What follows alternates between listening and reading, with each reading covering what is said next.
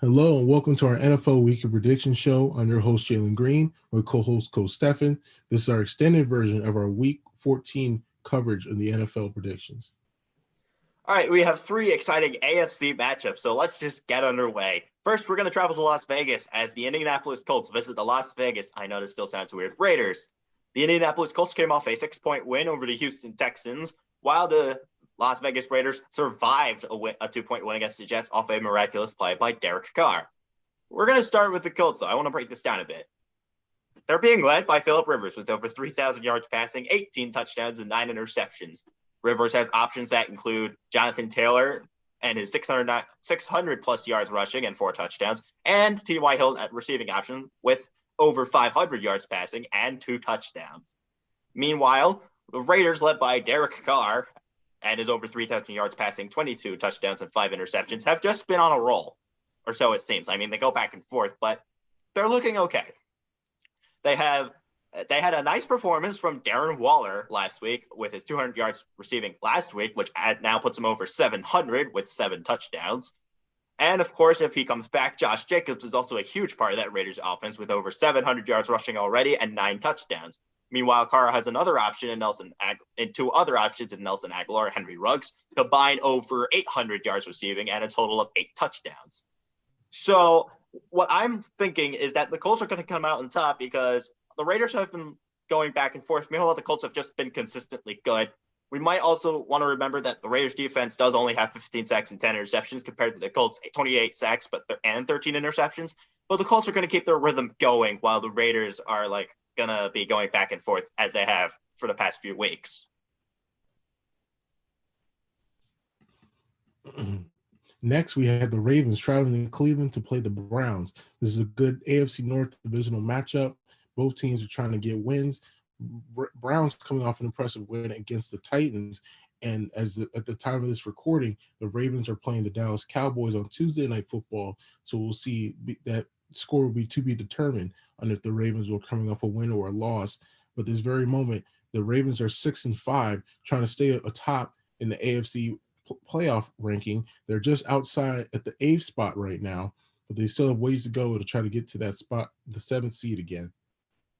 The Lamar and the Ravens offense has been okay this year, hasn't been too impressive compared to their last season, 2019, but they've done okay, just enough in most games to keep afloat. Lamar has over just under 2,000 yards passing and over 500 yards rushing with 15 total touchdowns and 6 interceptions. His favorite target, Mark Andrews, has over 400 yards and 6 touchdowns. Marquise Hollywood Brown has over 500 yards and 3 touchdowns. And they'll be leading on those players heavily to try to pick up the slack on the Ravens offense. The Ravens defense has played pretty well themselves, having 27 sacks so far in the season, 6 interceptions, and multiple forced fumbles.